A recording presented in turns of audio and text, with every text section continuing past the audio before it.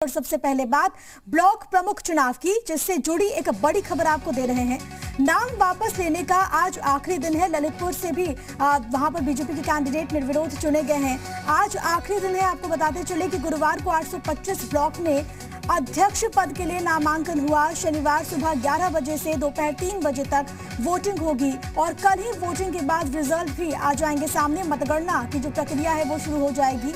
UP panchayat चुनाव के मद्देनजर सभी छुट्टी 8 जुलाई से 12 जुलाई तक रद्द कर दी गई है। ये आपको बड़ी खबर दे रहे हैं। आज नाम वापस लेने का आखिरी दिन है और इसके बाद कल वोटिंग होगी और कल ही काउंटिंग की प्रक्रिया भी शुरू हो जाएगी।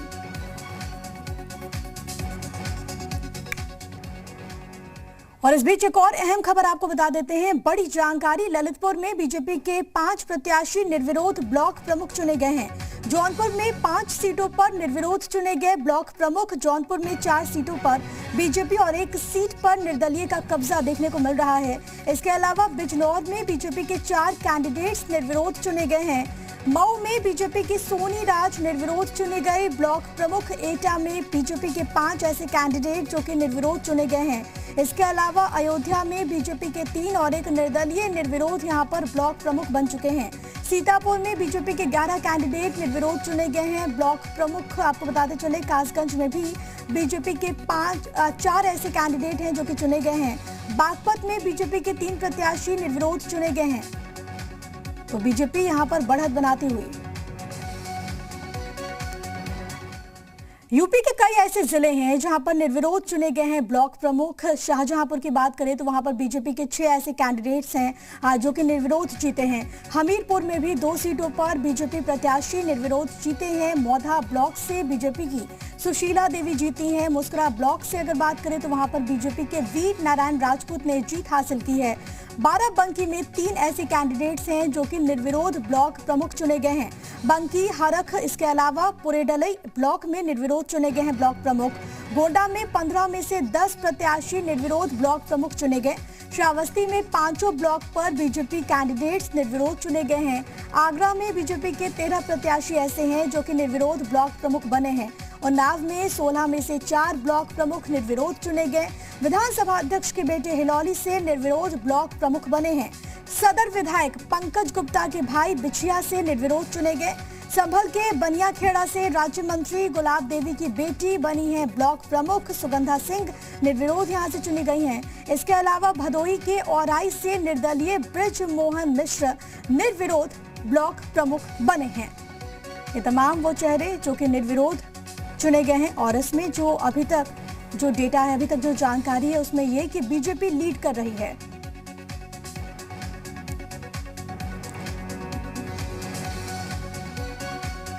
और इस वक्त अलग अलग जगहों से मेरे साथ मेरे सहयोगी जुड़े हुए हैं। लखनऊ से मेरे साथ मेरे सहयोगी मयूर जुड़ गए हैं। इसके अलावा मथुरा से मेरे साथ मेरे सहयोगी कन्हैया जुड़े हुए हैं। सीतापुर से मेरे साथ मेरे सहयोगी राजकुमार जुड़ गए हैं। सबसे पहले मैं मयूर आपके पास आना चाहूंगी क्योंकि कल वहां पर वोटिंग होनी है। आज नामांकन वापस लेने का आखिरी दिन है। अभी तक जो भी डेटा है, जो भी जानकारी है वो ये कि कई जगहों पर निर्विरोध ब्लॉक प्रमुख चुने गए हैं और इसमें भी बीजेपी को बढ़त।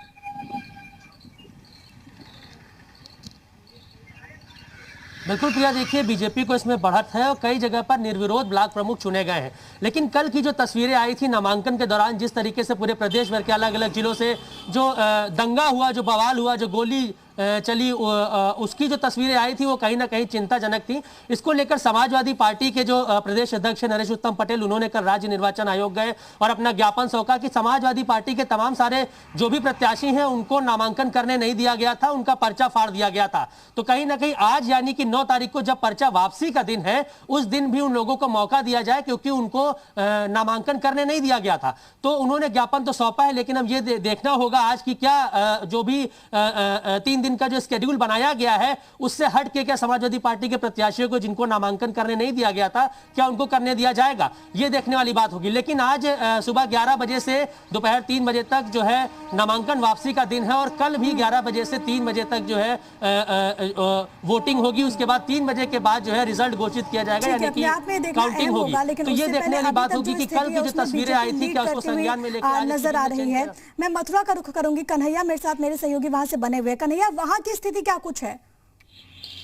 देखिए, मथुरा की बात करें तो मथुरा में 10 ब्लॉक हैं, जिसमें से 4 ब्लॉकों पर निर्विरोध चुनाव हुआ है, जिसमें भारतीय जनता पार्टी के पास भी 2 आई है, एक निर्विरोध और एक रालोद के पास सीट आई है। वही 6 ब्लॉक अध्यक्षों को चुनाव के लिए अभी नामांकन के बाद यहाँ पर अभी वोटिंग होगी, लेकिन आज नाम वापसी का दिन है, तो नाम वापसी के दिन भी उम्मीद जताई जा रही है कि कई लोग नाम वापस ले सकते हैं, जिसके बाद जो लोग चुनाव की स्थिति जिन जिन सीटों पर है वहां भी निर्विरोध की स्थिति उत्पन्न हो सकती है, क्योंकि आज नामांकन के समय में बाद अब आज जिस तरीके से नाम वापसी होंगे, तो आज भी उम्मीद जताई जा रही है कि कुछ लोग ऐसे भी हैं जो नाम वापस ले सकते हैं, जिसके बाद जो प्रत्याशी हैं वो कई निर्विरोध फिर दोबारा से निकल कर आ सकते हैं। तो काफी अहम दिन है आज का, क्योंकि आज के बाद नाम वापसी का समय समाप्त हो जाएगा, जिसके बाद सिर्फ वोटिंग का समय रहेगा। तो उम्मीद जता रहे हैं कि जो कुछ ब्लॉक प्रमुख के प्रत्याशी हैं उनकी कहीं ना कहीं आपसी बातचीत या राजनीतिक दलों से बातचीत हो रही है, तो और एक दूसरे को समर्थन भी बाहर से देने की बात सामने आ रही है। तो उम्मीद जताई जा रही है कि हो सकता है कि आज भी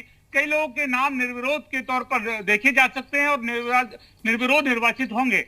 बिल्कुल, इसकी भी संभावना बनती है, क्योंकि अगर कोई कैंडिडेट नाम वापस लेता है तो कहीं ना कहीं मुकाबला यहाँ पर बहुत आसान भी हो जाएगा। सीतापुर से मेरे साथ मेरे सहयोगी राजकुमार बने हुए। राजकुमार, आज नामांकन वापस लेने का आखिरी दिन है। इससे पहले अगर सीतापुर की बात करें तो बीजेपी के 11 ऐसे कैंडिडेट हैं जो कि निर्विरोध चुने गए हैं ब्लॉक प्रमुख के तौर पर। बिल्कुल, सीतापुर में 19 ब्लॉक है, जिसमें से भारतीय जनता पार्टी के 11 ब्लॉक पर निर्विरोध चुने गए हैं, जिसके बाद आज जो 8 सीटें बची हैं उसमें भी नामांकन कई प्रत्याशियों के वापस लेने का अंदेशा है। फिलहाल जो यहाँ पर है वो 11 जो है वो बीजेपी के, भारतीय जनता पार्टी के निर्विरोध निर्वाचित हुए। कहीं न कहीं बीजेपी का यहाँ दबदबा देखने को मिला है। हालांकि समाजवादी पार्टी की तरफ से आरोप लगाया गया है कि बीते दिन उनके प्रत्याशियों को नामांकन करने से रोका गया। वहीं कसमंडा ब्लॉक में बवाल देखने को मिला था, जिसके बाद प्रशासनिक अमले ने बवाल पर काबू तो पाया, लेकिन देर रात तक यहाँ आईजी, एडीजी मौके पर मौजूद रहे और पूरी स्थिति पर नजर बनाए रहे। फिलहाल यहाँ पर भी मुकाबला जो है वो 8 सीटों पर ही होगा और यह देखने वाली बात होगी कि कल होने वाले मतदान में ऊंट किस करवट बैठेगा। जी बिल्कुल, ये भी देखना बहुत ज्यादा इंटरेस्टिंग होगा। लेकिन मयूर, क्योंकि लगातार हम इस बात का जिक्र कर रहे हैं कि अभी तक जो भी डेटा है उसमें बीजेपी जिस तरीके से लीड कर रही है, अब इसके क्या मायने, क्या आगामी चुनाव को जोड़कर इसे देखा जाए?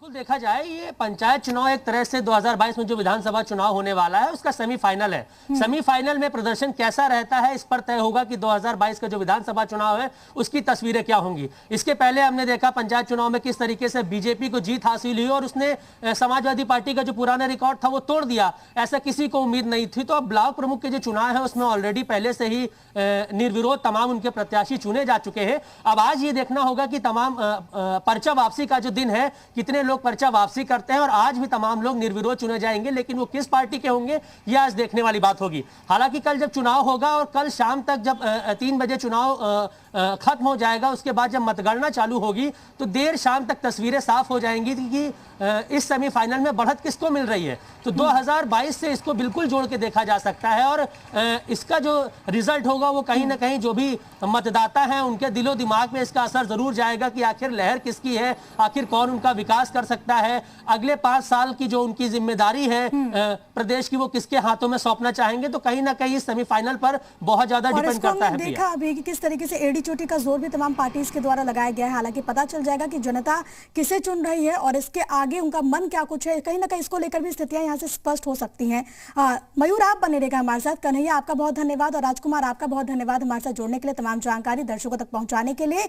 इधर आपको ये बताते चले कि ब्लॉक प्रमुख चुनाव के नामांकन के दौरान यूपी के कई जिलों में बवाल छिड़ गया। बुलंदशहर में बीजेपी के 2 गुट आपस में भिड़ गए तो उन्नाव में सपा समर्थकों और बीजेपी कार्यकर्ता के बीच झड़प और हंगामा हुआ है। मैनपुरी से भी कुछ इसी तरह की तस्वीरें सामने आई है। समाजवादी पार्टी के विधायक का आरोप है कि बीजेपी कार्यकर्ताओं ने उनकी गाड़ी को घेर लिया। अगली तस्वीर आपकी टीवी स्क्रीन पर आप झांसी की भी देख पा रहे हैं। सपा प्रत्याशी रेखा यादव के समर्थक बीजेपी कार्यकर्ताओं से भिड़ गए। इसके बाद पुलिस को लाठीचार्ज तक करना पड़ा। कानपुर देहात में तो सपा कार्यकर्ताओं ने ब्लॉक कार्यालय के बाहर ही मोर्चा खोल दिया, बीजेपी के खिलाफ जमकर नारे लगाए। तो वहीं बागपत में पुलिस प्रशासन के खिलाफ आरएलडी कार्यकर्ताओं ने प्रदर्शन किया है।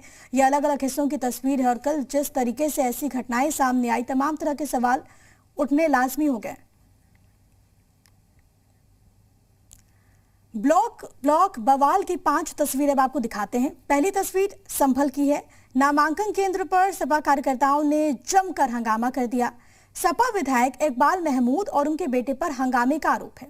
अगली तस्वीर आपकी टीवी स्क्रीन पर आप आगरा की भी देख पा रहे हैं। यहाँ के पिनाहट में ब्लॉक प्रमुख के नामांकन के दरमियान हंगामा हुआ। ब्लॉक प्रमुख प्रत्याशी सतवीर सिंह भदौरिया के भाई ने पुलिस पर मारपीट का आरोप लगाया। देवरिया के सलेमपुर ब्लॉक में भी नामांकन के दौरान जमकर बवाल हुआ। पूर्व ब्लॉक प्रमुख ने बीजेपी प्रत्याशी के पति पर मारपीट, पर्चा फाड़ने का आरोप लगाया। बिजनौर में बीजेपी कार्यकर्ताओं पर आरोप है कि निर्दलीय उम्मीदवार से पर्चा छीन लिया गया। तो वहीं अलीगढ़ के थाना इगलास इलाके में ब्लॉक प्रमुख के नामांकन के दौरान समाजवादी पार्टी के नेताओं की पुलिस से झड़प हो गई। झड़प के दौरान सपा के नेता सरकार के खिलाफ नारेबाजी करते हुए नजर आए। सपा जिला अध्यक्ष ने आरोप लगाया कि बीजेपी कैंडिडेट के समर्थन में क्षेत्रीय विधायक अपने समर्थकों के साथ अंदर आए और जमकर हंगामा किया। पूरे मामले में एसडीएम का कहना है कि ब्लॉक प्रमुख पद के नामांकन में 2 पर्चे आए थे। दोनों की स्क्रूटनी के बाद लिस्ट लगा दी गई है। झड़प को लेकर मुझे कोई भी जानकारी नहीं है।